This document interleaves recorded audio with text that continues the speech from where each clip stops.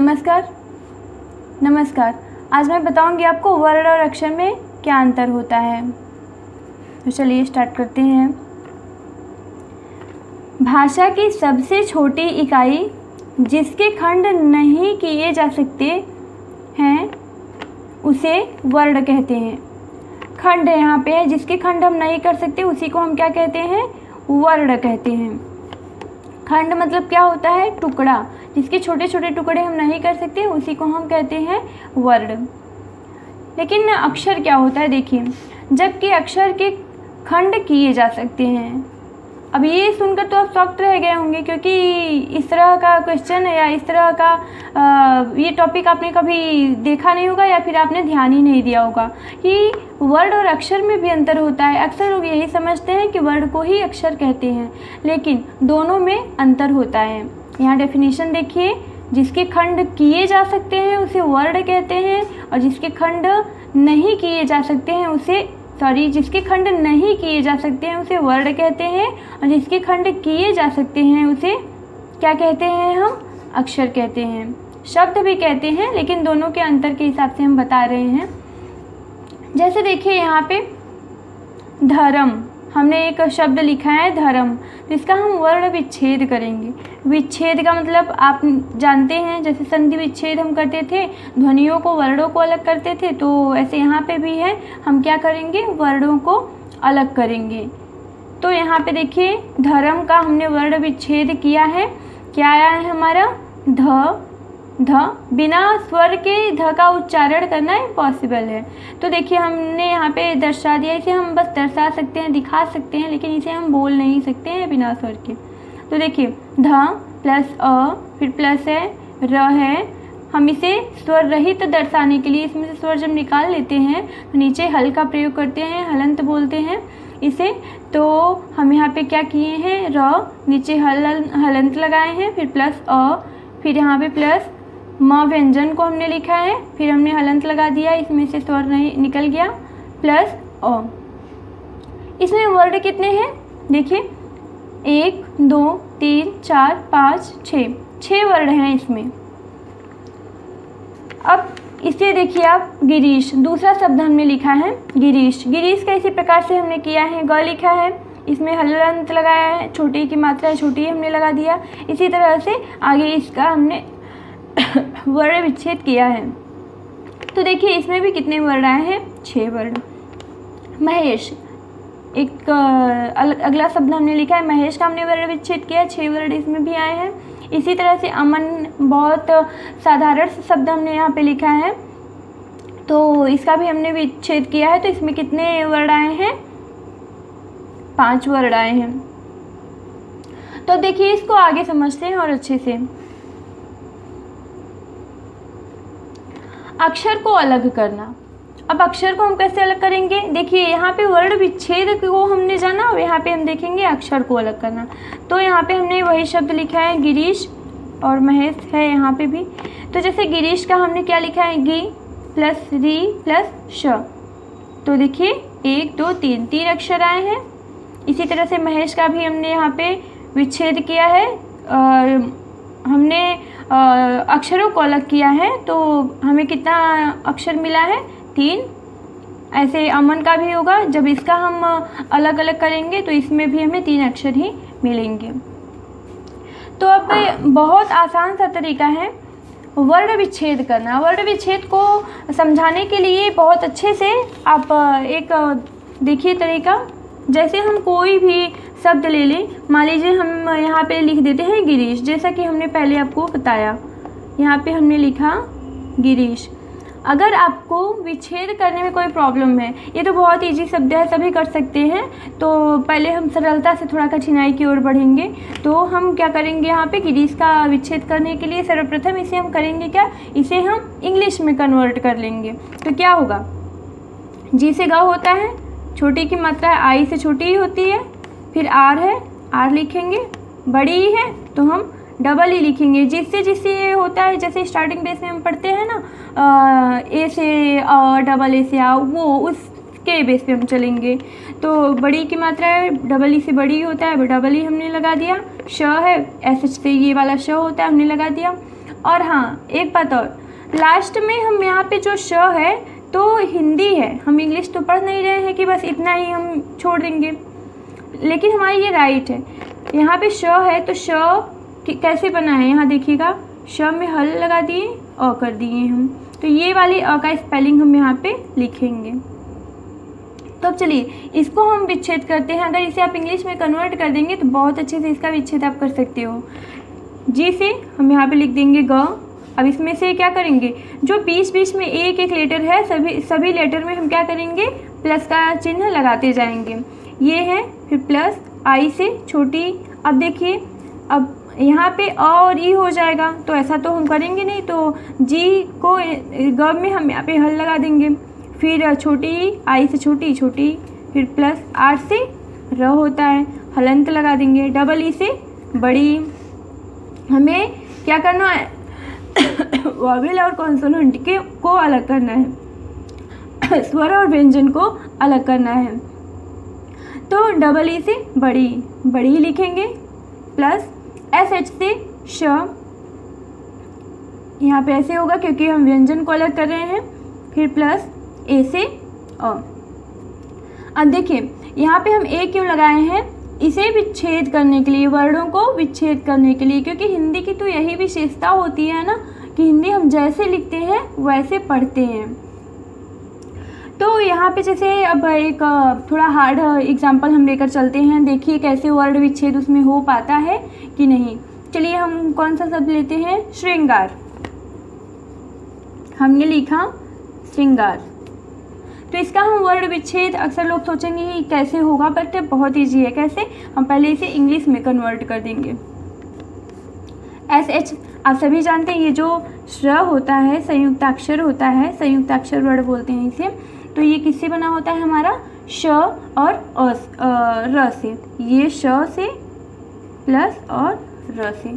तो S H से क्या होता है, श।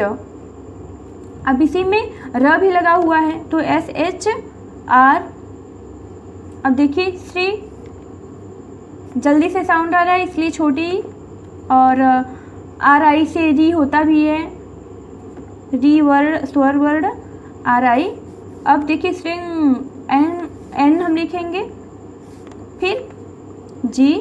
अब देखिए यहाँ पे हम क्या करेंगे, ए आर तो होगा लेकिन हम हिंदी बना रहे हैं इसीलिए आ की मात्रा है, तो डबल ए से आ लिखेंगे, आर लिखेंगे, और यहाँ पे लास्ट में हम ए ज़रूर लगाएंगे। जब यहाँ पे हल होता तो हम आर ए ना लगाते, और जब यहाँ पे हल नहीं है तो हम यहाँ पे ए लगाएंगे, क्योंकि हम ये हिंदी पढ़ रहे हैं। और हिंदी मैंने जैसा पहले ही आपको बताया कि ये जैसे लिखा जाता है वैसे पढ़ा भी जाता है। तो चलिए अब इसको हम हिंदी में कन्वर्ट करते हैं, क्योंकि हम वर्ण विच्छेद कर रहे हैं। श लिख दिए, हल लगा दिए, प्लस फिर क्या करेंगे, हम र लिख देंगे, फिर हल लगा देंगे। अब आप ये सोचोगे कि इसके बाद हमने कोई स्वर क्यों नहीं लगाया, क्योंकि देखिए एस एच आर ये तीनों क्या हैं, कोई हमारा वॉवेल है नहीं ना, कॉन्सोनेंट है, इसीलिए हम क्या कर रहे हैं, इसे ऐसे ऐसे लिख रहे हैं। प्लस करेंगे, आई है तो छोटी, प्लस एन से न होता है, तो हम यहाँ पे क्या लिखेंगे। अब एक बात गौर करने की है, समझने की है, ये ग है, और जब आप ये पहले संधि वाले वीडियो में पढ़ चुके हैं कि पचवे में ये क वर्ण का ग वर्ण है, जब भी हम इसे इसके पहले वाले में न आता है तो हम क्या करते हैं, क का पांचवा वर्ण मतलब क वर्ग का पांचवा वर्ण लिख देते हैं। तो क वर्ग का ये तीसरा है तो हम पांचवे में कन्वर्ट करेंगे, तो क ख ग घ और अंगा आता है, तो हम यहाँ क्या लिखेंगे, अंगा, हल लगा देंगे, फिर प्लस। अब क्या आया हमारा, जी आया है, तो ग लिखेंगे और फिर हल लगाएंगे, डबल ए से आ, फिर प्लस, फिर आर से र हो गया, हल लगा देंगे अ। अब देखिए श्रृंगार बनाना हमारा कितना आसान है ये तरीका वर्ण विच्छेद करने का। तो ऐसे ही आप ढेर सारे एग्जाम्पल अपने मन से अपने आप से कुछ शब्द लिखिएगा और उसका वर्ण विच्छेद करके थोड़ा सा कोशिश करिएगा कि आपको आ रहा है कि नहीं, और ये वीडियो आपको कैसा लगा प्लीज़ कमेंट करके ज़रूर बताइएगा। तो ये रहा वर्ण विच्छेद करने का तरीका। अब चलिए हम बढ़ते हैं अक्षर कैसे हैं। अभी तक आपको अच्छे से समझ में आ गया होगा वर्ण और अक्षर में अंतर क्या है, तो उसी में हम थोड़ा सा आगे चलते हैं। देखिए जैसे कि आप यहाँ पे ये देखे होंगे अक्षर को अलग करना, तो आप ये सोचेंगे ऐसे ऐसे हमने क्यों किया, तो यहाँ पर देखिए क्या होगा गिरीश, और यहाँ पे हमने क्या किया है स्वर व्यंजन को अलग करेंगे तो वो वर्ण कहे जाएंगे, और अक्षर को जब अलग करेंगे तो उसमें स्वर लगा रहेगा, तो उसे हम क्या कहेंगे अक्षर कहेंगे। अब देखिए एक छोटा सा हमने शब्द लिखा है, अब आप ये सोचेंगे कि इसमें कितने वर्ण हैं कितने अक्षर हैं, चलिए इसको भी हम आपको दिखा देते हैं। सत्य, इसका जब हम करेंगे वर्ण विच्छेद तो SATYA सत्य यही होगा हमारा। इसका वर्ण विच्छेद करेंगे, एस से स हो गया, ए से आ हो गया, टी से त हो गया, और फिर वाई से य हो गया, और ए से हो गया। तो हमने सत्य का यहाँ पे वर्ण विच्छेद किया है। अब इन सभी को हम करेंगे क्या, जितने यहाँ पे हमारे लेटर होंगे उतने ही यहाँ पे वर्ण होंगे। देखिए 1 2 3 4 5 ऐसे यहाँ पे देखिए 1 2 3 4 5, तो 5 वर्ण हो गए। अब हम इसमें ये जानेंगे कि अक्षर कितने हैं, तो अक्षर सिर्फ 2 हैं। क्यों, वो हम आपको आगे ये बता रहे हैं अभी। इसी तरह से महेंद्र हमने लिखा, महेंद्र का जब हमने विच्छेद किया यहाँ पे तो इसका स्पेलिंग क्या बनेगा MAHENDRA। ए लास्ट में ज़रूर लगेगा क्योंकि यहाँ पे क्या है हमारा महेंद्र, र है ना, यहाँ पे हल नहीं है इसलिए ए हम लगाएंगे यहाँ पे। चलिए आगे। जबकि अक्षर, सत्य में बस 2 ही अक्षर है, महेंद्र में बस 3 ही अक्षर है। जबकि यहाँ देखिए महेंद्र का वर्ण विच्छेद हमने किया और यहाँ पाया कि 8 वर्ण हैं, लेकिन अक्षर कितने हैं 3 ही है। चलिए इस छोटे से फार्मूला से आपको अच्छे से समझ में आ जाएगा कि कैसे स्वर हैं। इसमें 8 वर्ण 8 हैं और अक्षर सिर्फ 3 ही है। तो देखिए वर्ण, स्वर या स्वर रहित व्यंजन, जितने भी स्वर या स्वर रहित व्यंजन होते हैं वो वर्ण में आते हैं, और अक्षर क्या होता है, जितने भी स्वर सहित व्यंजन होते हैं उसे हम क्या कहते हैं अक्षर। इसमें स्वर भी आता है, देखिए स्वर या स्वर सहित जितने भी व्यंजन होते हैं उसे हम क्या कहते हैं अक्षर कहते हैं।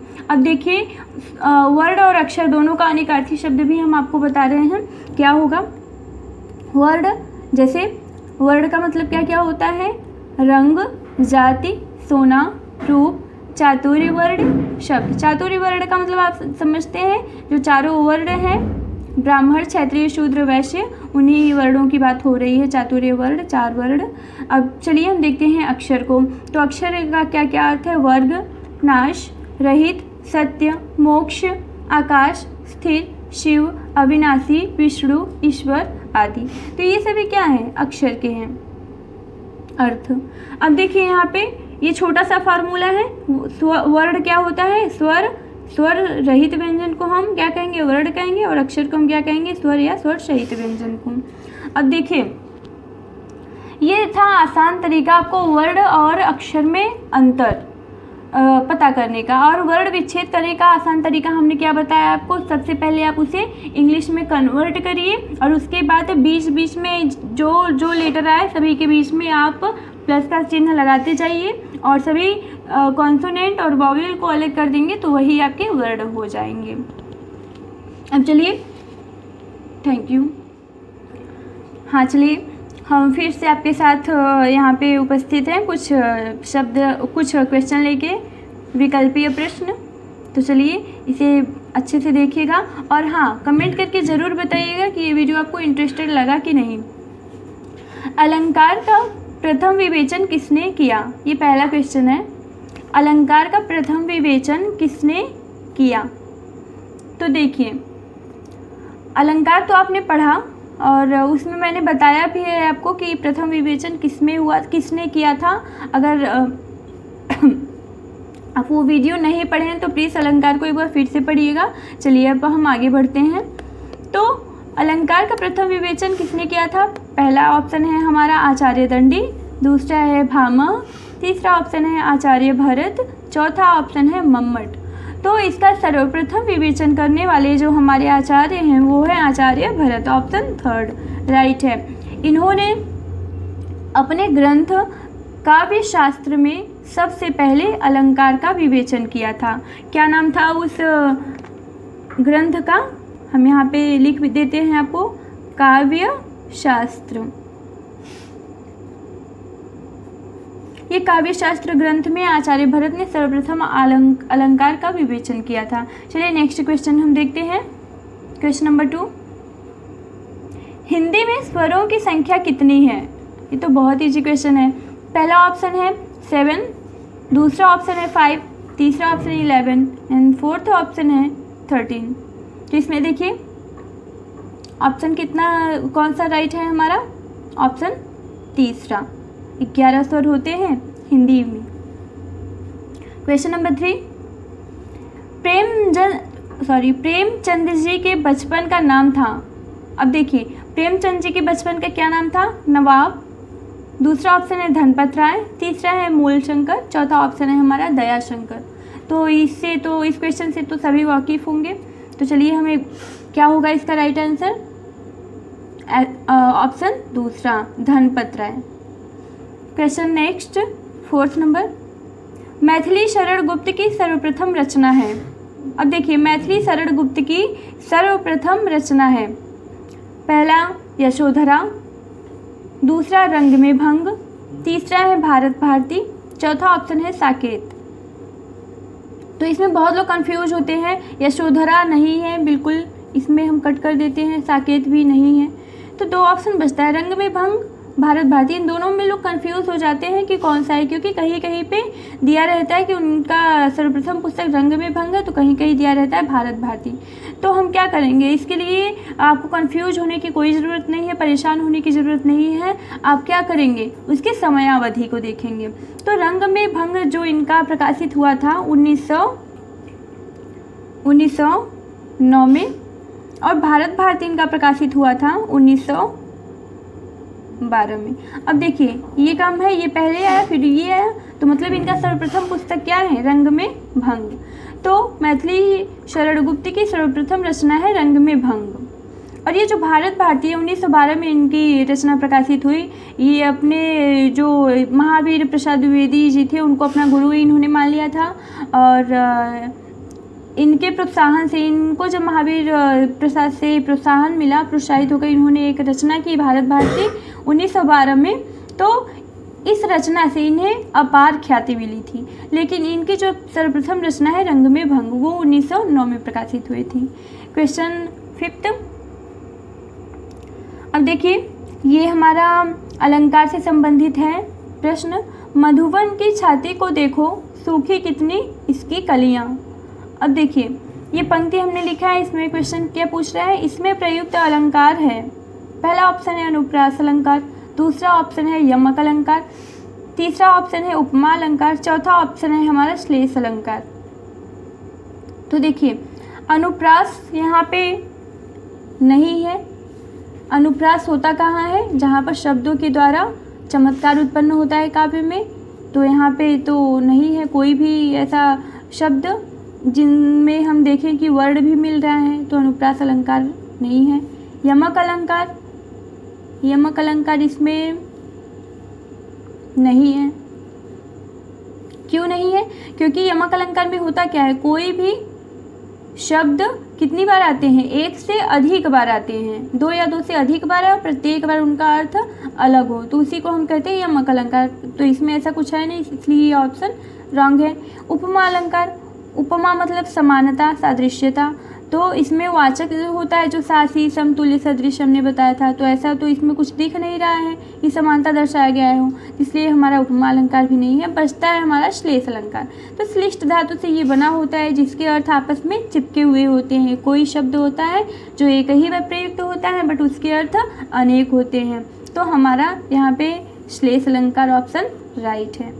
अब देखिए कैसे, किसका अर्थ यहाँ पे किससे चिपका हुआ है? मधुवन की छाती को देखो, सूखी कितनी इसकी कलियां। तो यहाँ पर मधुवन की छाती, देखिए इसी में 2 अर्थ हैं, एक पुष्प खिलने से पहले कली और एक यौवनावस्था से पहले की अवस्था। तो मधुवन की छाती को देखो, सूखी कितनी इसकी कलियां, इसमें प्रयुक्त अलंकार है हमारा श्लेष अलंकार। Thank you.